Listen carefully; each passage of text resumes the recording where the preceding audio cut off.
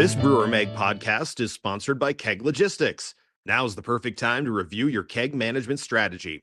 Whether you're seeking a truly flexible keg rental program or intrigued by the seamless distribution freedom of paper fill, Keg Logistics is ready to craft a personalized solution for you, ensuring you receive the kegs you need precisely when you need them. For details, visit keglogistics.com/brewermag. Keg Logistics, modern solutions for keg efficiency. I'm Jon Sicotte, Executive Editor of the Brewer Magazine. Welcome to another edition of the Brewer Magazine podcast. We are sponsored by Keg Logistics. You can go to keglogistics.com/brewermag for more details. And of course, you can like and subscribe. The Brewer Magazine podcast available on both YouTube and on Spotify, and at brewermag.com 24 hours a day for your business resource needs. Well, I'm in Green Bay, Wisconsin, as I'm taking some vacation, and thought, you know what? It's been a while since I was covering the Green Bay Packers as an 18-year-old some 30 years ago. And, well, by chance, when I was here reporting as a Cub reporter, a brewery was just opening up in Green Bay. And now I finally get to talk to founder and CEO Bill Tressler of Hinterland Brewing. It's been 30 years, Bill, since you guys opened. We are in the Titletown district now. We're going to get through all of this. It's great to have you here on the podcast. Thanks so much. It's fun to be here. So, yeah, it's a 30-year anniversary. You guys just celebrated it a couple weeks ago, right? Yeah. Memorial Day weekend. Memorial Day weekend. And 30 years has gone by. Many things have changed. You've been a part of the beer industry for a long time. Let's talk about just the evolution of craft beer as it was in Wisconsin over these 3 different decades, and how has Hinterland kind of played a role, do you think, in that, whether it's you guys leading the charge or you're helping build the scene? I mean, we weren't the first. Obviously, you had breweries like Sprecher and Lakefront, and New Glarus was like a year ahead of us or something like that. But Lakefront and Sprecher had some time on us, and those guys were really truly pioneers in Wisconsin craft. Anyway, my beginning in the beer industry really was started more in California, San Francisco, Bay Area, a little bit in Colorado, and then I basically moved home because Wisconsin's all about beer, right? Exactly. Yeah. And the thing is, I think a lot of people don't know, or maybe they see those maps and they kind of laugh, but it's true. Per capita, there's a lot of counties in Wisconsin that are the top 50, and obviously Wisconsin, the per capita. So, but the thing is, and I've said this before, it's not always just because you can open a brewery in Wisconsin and bam, it's going to be a hit, because you are still fighting with macro. But at the same time, people seem to be a little more receptive because, hey, I'll try that beer. How have you guys built yourself, through just the fact knowing that, well, there is definitely a population here that can drink? I mean, it is. That's what it was. I think we just did it one case of beer at a time, but it wasn't as easy as everybody would like to think it was. I mean, sure. There was a point in time where I just set out with our old box truck, and I would stop at I had a list of every single liquor license in the state, and I would just knock off, certain regions of the state at one time, and you would go in and people would say, "Hey man, we don't drink dark beer in here," and kindly leave, and you're like, "Oh, okay." But for every one of those, there was another one down the road that was interested. You know what I mean? So that's why it worked. But it was uphill sledding for sure. Sure. Since that, what stands as the defining moment in this 30 years that you guys have had? Do you see somewhere that was like, this put us on the projection, or we made the right third, or was it like that slow, steady growth? Slow. It was slow and it was hard. Mm-hmm. It was not. There's not any one thing that I would say was like the magic deal, and it still isn't. We still every day we sit down as a team and we figure out where we need to improve, and but I think the key might have been just that, but we were willing to evolve, and we were willing to change the model to make it work any way we had to survive. We were willing to go there, Mm-hmm. I think maybe with the exception of cutting corners and making something really, not very nice, but we're very into authentic, ways of production, and then just listening to people, listening to what people were saying, listening to what customers were asking for, and just kind of trying to be a little bit better every day. Speaking of adjustments and being able to, move around and try different things, have you guys always had the same business model? How did it start? Like, I mean, now you guys kind of have that full restaurant, tap room in a busy area, but it didn't start that way. No, it sure didn't. I mean, we started out as a production brewery, basically, albeit very small. And we started with a 7-barrel brew house, which was kind of the thinking in the day. Like, people would say to you, you'll never outgrow a 7-barrel, or I mean, a 15-barrel system, and that was kind of funny, you know what I mean? But like, I think that it was just, there was just a lot of changes that we made along the way. First we started just packaging beer, and then we decided, like, in around 2018, thought we needed more of an on-premise thing to happen, and we were way out in the countryside. So we bought a building in downtown Green Bay, and we renovated it and made more of an atmosphere where people could come and visit the brewery. And then in 2000, we added a restaurant. So it was kind of a constant evolution, and even today, obviously we kind of moved from our downtown location to this facility at Lambeau Field, where we're now we rent from the Packers. The Packers are our landlord. Downtown we owned the property, and we could do what we wanted there. It's a little more complicated here. Obviously, the Packers let us build a building here and gave us the money to build a building, but then we rent it back from them. So in a lot of ways, we could create kind of a dream scenario, but at the same time, there's rent comes due on the back end, which is also interesting. So. Yeah, and it is that time in craft beer that a lot of people are saying, like, it's hard to have a landlord. Maybe is it a little bit different than maybe you've talked to other people that do have landlords versus buying or owning your own property? You've kind of seen both ways of it. Do you like it? Do you wish that you guys could do that? I mean, I don't know. It's not really the same, I don't think, as like just having any random landlord. Exactly. The Packers were very purposeful of putting us here when they did.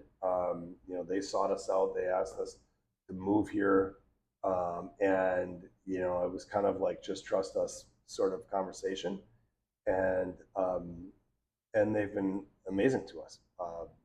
So it's I know, like, during COVID, a lot of people were regretting having a landlord or getting rent increased or something happened. Maybe some months not forgiven or something along those lines, or any kind of abatement. It's just not the same situation. The Packers are a nonprofit organization. They kind of view things very differently than a typical landlord would. So sure. So it's been helpful, I would say. Yeah, and it obviously, having such a legendary franchise show you that you have value to them. Oh my God! Yeah. I mean, how was that conversation at the beginning? It was very insane. I mean, to be honest with you, that might have been one of the turning points where I thought, okay, we've probably done something interesting, or worthy of some credit. And when we signed the lease with the Packers, and Mark Murphy made an announcement that us and Lodge Kohler and Bell and Health were going to be their 3 partners on this massive project that they were doing, as a hometown kid, it felt pretty unreal. I was very flattered and emotional about it, to be honest with you. I mean, it was something very cool. Yeah, like you said, you're a hometown kid. What's it like watching Green Bay develop into what it is today, along with the beer scene? Like, you guys have kind of been one of those cornerstones to the Green Bay beer scene, and how have you seen that evolve? I mean, it's I would say the first 10 years there was nothing. You know what I mean? It was basically us and Titletown Brewing Company, and there wasn't a lot of attention paid to either one of us, I don't think. But now I think there's upwards of like 10 or 12 breweries in the area. And I would say like maybe 5 or 6 years ago is when it really got kind of like became a community, and that was pretty cool. And it's nice to have other brewers in the area. Um, and we're all a little bit different. We all do things differently. We all make very, very different beers for the most part. But yeah, it's nice. I mean, it feels like for a long time it felt like we were just on an island by ourselves, and all of the most popular brewers in the state were down near Milwaukee or Madison, and we were kind of lonely up here, in the northeastern part of the state. So it's nice to have a community of brewers out there. Let's talk about the beer. What influenced you at the beginning? How have you guys adapted, changed, or had people come to you? That seems to be one of the things now that I think people are learning. Hey, there's these beers that don't have all these crazy adjuncts that taste delicious. Yeah. Where are you guys as a brewery, and who are you as a brewery? It's a good question. I mean, I think it's definitely changed over the years for sure. I would say 3 decades later. I mean, what interested me at the time that I started the brewery may not be my influence now. Obviously, I mean, at the time we were interested in replicating a lot of old world styles from either the UK or from Germany or Belgium or something like that. And I think that still is guides us in some way, kind of the old world styles. But I mean, American craft has become something completely different. It's become sort of what all of the other countries around the world seek. And I say that with a little bit of knowledge because we've started to export a little bit, and it's fascinating when you go to another country and all they want is American IPA. You know what I mean? You're like, really? Okay. But I would say that as far as beer styles that we make, we listen to our customers a lot. We hear like in our tap room what some of the locals want, or we also as brewers talk about what we'd like to produce, and we try different things. But there's been a lot of trends over the years, everything from barrel aging to sours to first the most bitter IPAs you can make to now the least bitter IPAs you can make, and hazy and whatever. You know what I mean? So I would say that we've always tried to stay relevant in beer styles, but at the end of the day, we do have the core beers that we make, and we're one of those few breweries that have, probably our best-selling beer is Cherry Wheat, which is a very fruit-forward beer made with local Montmorency cherries, and it's sort of the anti-IPA, which is kind of a nice thing to lead with sometimes because everybody's out there competing for the IPA lines in every single bar, whatever. And when you walk in and you're like, hey, anybody want to try a Cherry Wheat? Chances are the response is pretty good. Surprisingly, I mean, people are like, yeah, actually, that sounds good. So yeah. Well, and we haven't even touched on the aspect that you came from a different part of the beer world. You were an editor at Beer the Magazine. Yeah. Tell me about and thank you. We love being able to talk to people that have written about beer before and seen the different styles. I think you probably have a little bit of a different thought process behind some of the craziness that we see over the years, because you're like, I've seen some of this already. It was just on a smaller scale because craft beer was smaller. How did you get into writing and editing for the magazine? It was kind of by chance. I was working for the San Francisco Chronicle, and right out of college, and the paper went on strike about a year in, or maybe a year and a half in, and I just, before everybody walked out on strike, I got an invite from Bill Owens, who was a famous photographer actually, but also brewer Mhm. in the Bay Area. And he invited me to a Bach beer tasting in Berkeley, and it was kind of an interesting thing. I ended up going. I brought a buddy. We went to the current editor of or the editor at the time. His name was Fred Dodsworth House, and and Bill had invited like a small group of maybe like 30 people to come and taste Bach beer along with Bruce Adele's sausage. Oh, wow. Yeah, and Bruce was just starting his company at that time, and so he was trying to get sausage in as many mouths as he possibly could, Right. tasting these different things. And so he had made some kind of special sausage for to pair up with all the Bach beer and whatnot.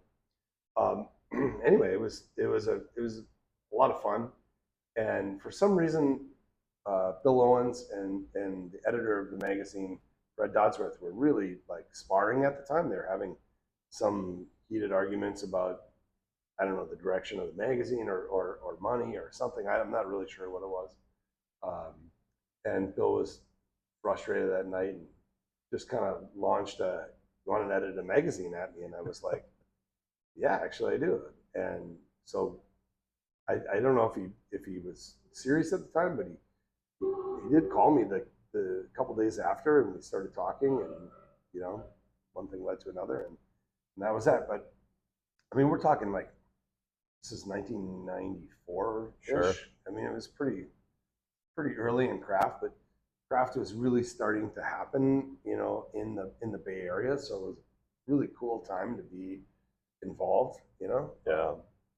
There was like, I mean, some of my favorite breweries that still to this day were really doing some cool stuff. So. Sure. Did those early years seeing beer like that, did it have any impact on how you wanted to run the brewery a couple years later? Oh, for sure. Yeah. I mean, and not that I necessarily could really emulate what each and every one of those breweries was doing, Sure. but it was certainly inspiration for sure. Mhm. And being able to travel around and see like everybody's plants and what everybody was using and just what they were brewing was really cool. Yeah. So. Yeah. What do you think about I mean, there's so much more coverage now. I mean, do you consume a lot of beer writing because the fact that you have that background? I mean, what? I don't know if it's because I have that background, but to be totally honest, I don't think there's enough coverage of especially kind of in mainstream media. I mean, I'm a Apple phone addict, so I have like subscribed to like everything under the sun, trying to find out more about what's going on in other cities and whatnot. And to be honest with you, I think there's a lot of like kind of puffy pieces on beer, but like not a lot about the business of brewing or I mean, there's obviously good technical articles that are being written about beer all the time that you can dive into, but like, yeah, I try to consume everything I can. You know what I mean? I love listening to podcasts. I love listening to, even just some of the brewers have written some pretty good books over the year that are very entertaining to read. So yeah. Yeah. I'm assuming you've read a lot of them. I mean, is there someone that really stuck out that wrote a book? Jim Cook's done it. Sierra Nevada's had theirs. Is there someone that you're like, well, that was a fun read, or you learned something? I think Sam was like kind of the one whose story like resonated most closely to mine. Sure. It was just a lot of like insanity in the early days, and there was times where I was just like full on laughing because it was like practically identical to my story. I felt like, Sure. Yeah. Well, like you said, it's gone through a lot of different iterations. You guys have been in different buildings. What did each move change or like teach you about change in the industry, or help, we're going to grow this way instead? I mean, was it needed, or because it was something that was just offered, available, and we're going to drive into that now? This Brewer Mag podcast is sponsored by Keg Logistics. Now's the perfect time to review your keg management strategy. Whether you're seeking a truly flexible keg rental program or intrigued by the seamless distribution freedom of paper fill, Keg Logistics is ready to craft a personalized solution for you, ensuring you receive the kegs you need precisely when you need them. For details, visit keglogistics.com/brewermag. Keg Logistics, modern solutions for keg efficiency. I think everything was it was always a focus on how do we get the quality to be better, you know. And I mean, it was really like I mean, from the get-go, we were always very focused on quality beer, but like, you know, let's be honest with you, like the budget just kept getting larger, you know what I mean? And so we had more money to spend on this and more money to spend on that. So automation and you know, lab equipment, whatever. I mean, like all of it became more possible as we've grown and changed locations and you know, added different things and you know, like when I started out, if I thought I had ever would have owned a centrifuge or you know what I mean, a pasteurization, flash pasteurizer, or anything like that, like, you know, I probably wouldn't have ever expected, you know, to be able to afford equipment like that. But like, you know, when you start packaging and shipping beer far and away, you start saying, you know, how can I make the beer better? How can I make it last longer? How can I make it taste as fresh as possible when, you know, somebody opens it, you know, all the way across the world? Yeah. Speaking of that, that's what I was going to ask you. Between distribution, you guys have, you know, opened up a little bit in the United States going around there, but now, you know, I heard you guys were at CBC talking about exporting to Japan. What's been the situation there, and you know, what's the export business? What are you learning? I guess Japan is the one that popped first.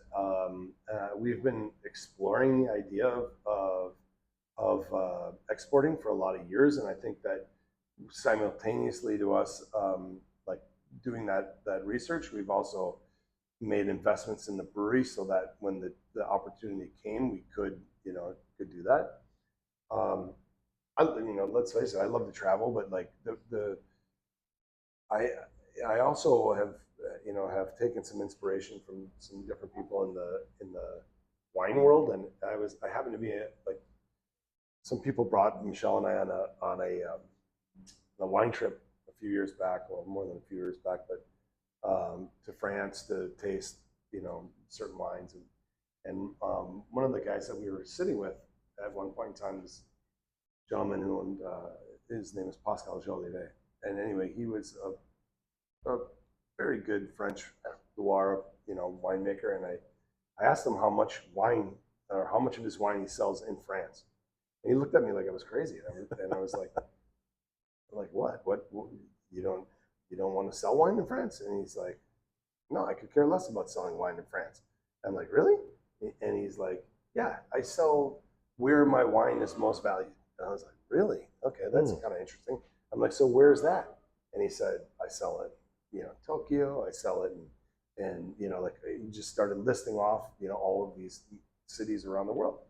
And I thought, well, that's kind of interesting. You know, it's a different philosophy. Most people would, you know, try to keep it local or try to whatever. But I guess, I mean, there's only so much wine he can produce, and so, you know, take it to the people that appreciate it the most, I guess. And I guess maybe in some ways we've kind of adopted a little bit of that philosophy. I mean, we primarily our beer is sold, you know, in Wisconsin and, you know, kind of nearby states like Chicago or the upper peninsula of Michigan. But when I started talking to some people about exporting, especially people in you know, we did a trade mission in Mexico. We did to Japan, to Italy, to, you know, a bunch of different places. And you know, like the more you start talking to people, the more you realize we're all kind of the same, and we're all like in search of that one, like really that beer that just inspires you to drink a really good made beer. And so I kind of thought, well, you know, if the beer survives the trip and it holds up well, why the hell wouldn't we do it? So we did it. You know, we had an opportunity to export to Japan the first time, and we did the American craft beer experience over there. And I was pleasantly surprised with how the beer held up. We're doing something a little bit different now over there with Nagano Trading Company. They're actually like, instead of shipping the beer, they're flying it over, which is, you know, insane, but like awesome at the same time. And those guys have a really good handle on quality, and just their program is so solid. And they have a series of their own pubs, and yeah, it's an amazing thing. So That's amazing. yeah. Does it translate into sales, or is it kind of like putting it on the shelf? It isn't exactly making you a lot of money, but it's giving you the opportunity for people to see the product. How do you make it a profitable venture? Is that something you're looking at and seeing if it works? I think if we just sold it in a vacuum, you know, like and they purchased it and we just kind of dusted our hands of it and said, oh, now we're done, like would it be profitable? Yeah. I mean, what makes it not so profitable is going there and supporting the market and all of those things. But at the same time, I think that's a commitment that we're willing to do, because it's you know, let's face it, it's fun to go to, you know, these faraway places, but it's also really fun to connect with craft beer enthusiasts in a place like Tokyo. Like I can't tell you, like it's very invigorating again. You know what I mean? Like after 30 years of, you know, doing the same beer fest in Wisconsin or whatever, it's pretty cool to go to, you know, support your beer in Tokyo. And I think the idea is that it'll build into an actual, you know, sustainable market for us. And I mean, to be honest with you, I can't see how it won't really. Sure. They've got, you know, all the right levers pulled over there, and that's great. How is the Japanese craft beer fan different than Americans? Do you guys have to adjust? Is there a different portfolio that you bring there? Did you have to kind of do some research, like this is what needs to be there? It's IPA heavy for sure. But the Japanese love to hear the story behind the beer. They want to know the story. They almost have to know the story, you know? Yeah. And that's really cool. You know, like they're very engaged.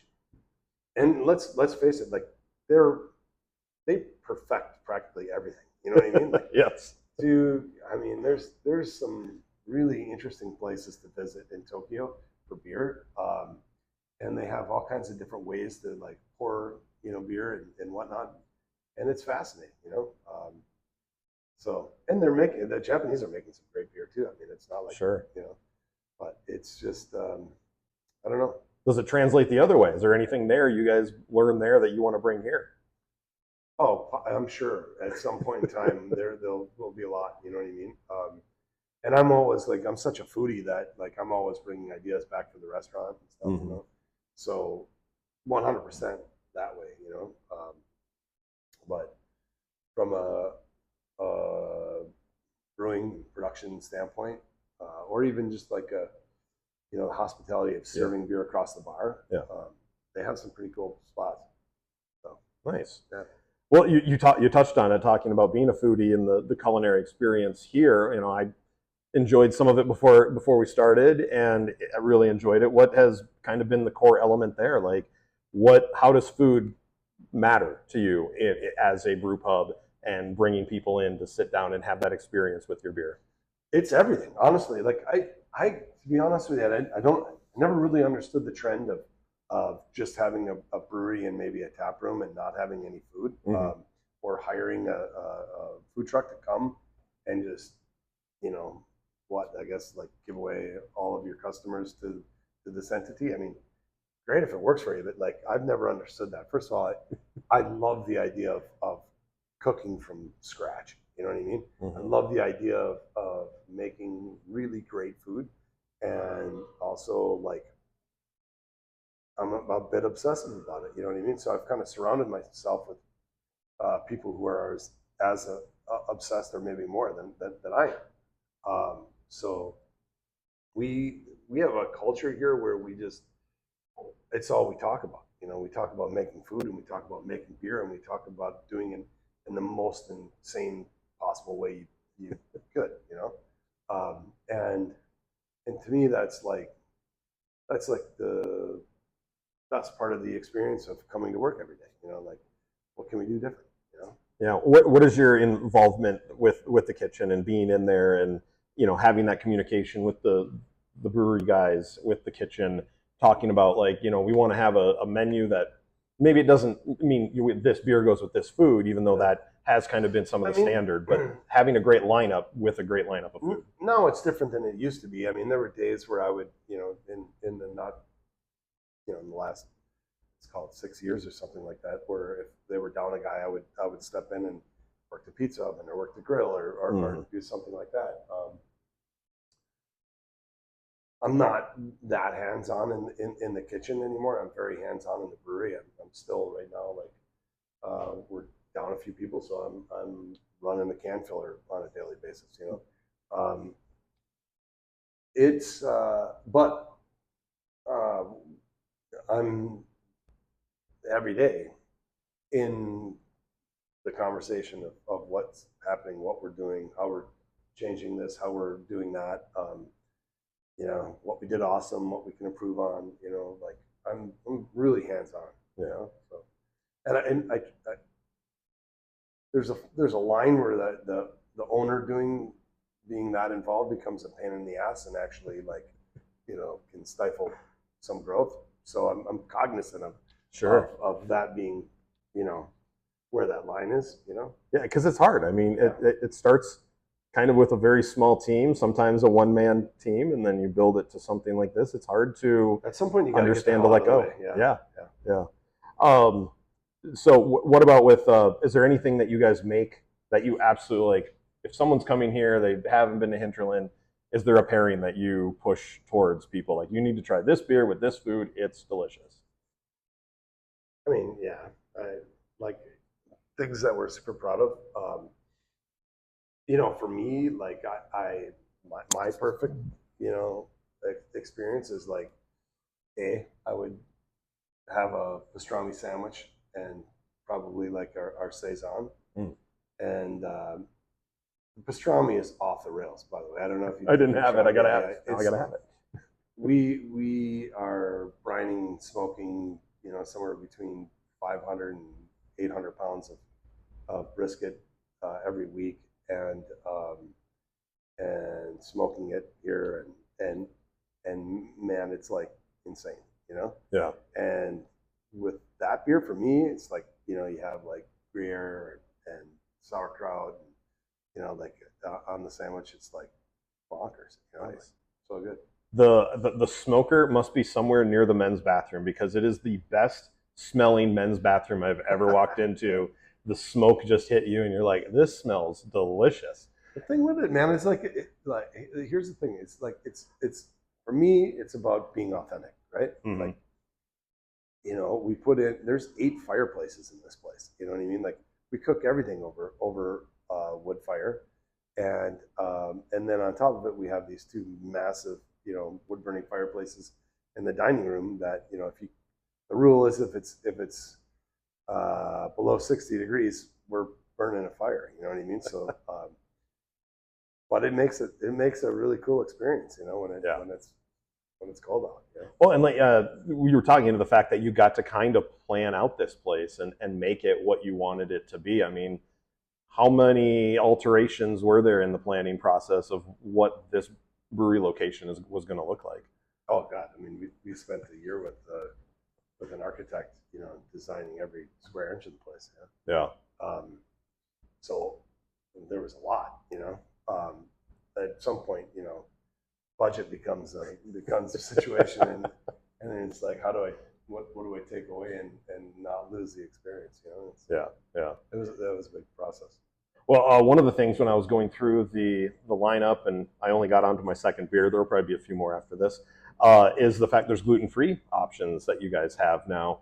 How has that worked into the situation? Is it something that was thrust upon you, like this needs to be a part of the lineup? You feel that this was an important aspect to be able to bring on? The story is like crazy. You wouldn't even believe me if I told you, but like I'll probably tell you anyway. But like it's so my daughter was going to law school. She was having some health issues and went to see a doctor, and they came back. The doctor said, "Hey, I want you to cut out all gluten and see what happens." You know what I mean? And so she called me, and she was also working for us that summer as a brand ambassador in the Milwaukee area and doing tastings and events and whatnot.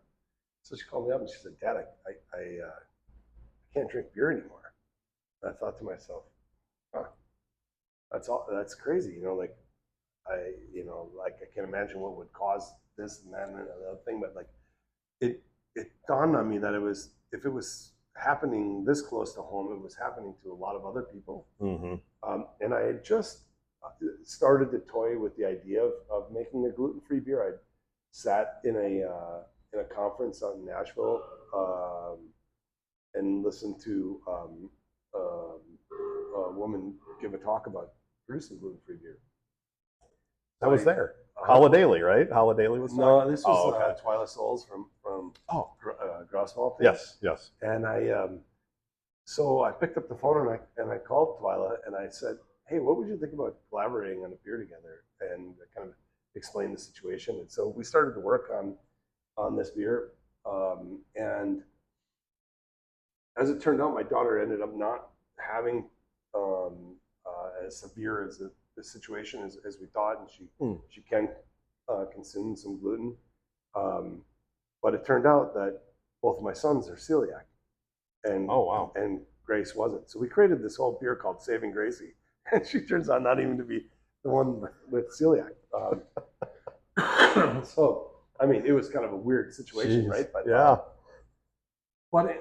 Through the process, what we learned is that this was just a piece of the puzzle that, or I mean, a part of the business that kind of fell in our lap, but is like maybe the fastest growing part of our program. And so now we started with the juicy IPA, and now we have a brown ale, we have a Vienna lager, and we have our new sour berry, which is amazing. But yeah, that's awesome. And again, it brings people in that might not have come in otherwise. You're making a sale. It's unbelievable. We've since in our restaurant taken all of our fryers gluten-free and really catered to that community. Mm-hmm. And it turns out, like, you eat our chicken sandwich, you have no idea if it's gluten-free or not, but it is, and it tastes equally as crispy and delicious as the one with gluten in it. But so we don't, we just kind of just made that commitment to our customers to like just change every breading and everything over to that. All of our sandwiches obviously are still made with wheat bread or whatever, but if you ask for a gluten-free bun, you get one. You know what I mean? So like, and then pizzas, we have a gluten-free crust as well. So it's just one of those things that sets you apart a little bit. 30 years in, you guys are still here, like you said, on almost, I'm assuming, the daily basis. What makes you keep coming to work? For me, it's just the possibility of doing something fun and new, and it's a challenge. Like I don't think I've got it all right yet. And so I'm still swinging for the fences on most of it. But this year was the first year we ever won a World Beer Cup medal, and that was one of the coolest experiences I think I've ever had. It happened to be on my birthday, which was epic. That's fantastic. Oh my God, yeah. What beer was it? It was a new beer that we created. It's called Alpenwald Alt Beer, nice. And I did see that. Yeah, it's nice. But yeah, it was like insane to win. Like something anyway. Get to go on stage and yeah, shake Bart's hand. Did you get the sash? Yeah. Yeah. Yeah, it was really cool. Very cool. Well, that's awesome. I always like to end the podcast with some fun, off-the-wall questions that might have something to do with the brewery, might not.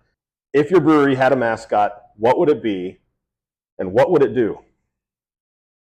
It kind of does have a mascot. It's a 1962 Volkswagen van, and it is we call it Splitty. Right now, it sits in the warehouse a lot, but we've talked about kind of making it into a tap trailer for out on the patio or something. You know what I mean? But like yeah. Nice. Well, we just finished up. You were talking about CBC here.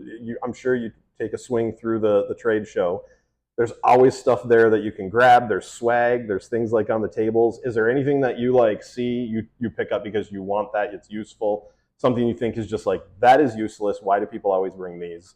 What are your favorites and least favorites of swag at conferences? My favorites are probably koozies because they always come in handy. Useless, probably all the candy that's on every table. You know what I mean? Like, yeah. All right, the final one. You get to host a beer dinner with 3 guests, dead or alive, beer people or not. Who's coming to your beer dinner? Jerry Garcia.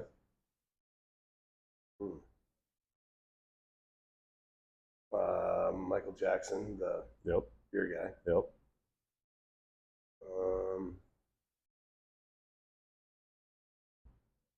Anthony Bourdain. There'd be beer drank there. Yeah. And some great food and some great conversation. That's awesome. You hit all your pieces too, I can tell you. Music, writing, food, beer. Yeah. That's a perfect trio with you. So, yeah. Well, thank you for sitting down at this table and talking on the podcast. We appreciate it. Oh, it's a ton of fun. I'd do it anytime. Love it. Thank you. Thank you.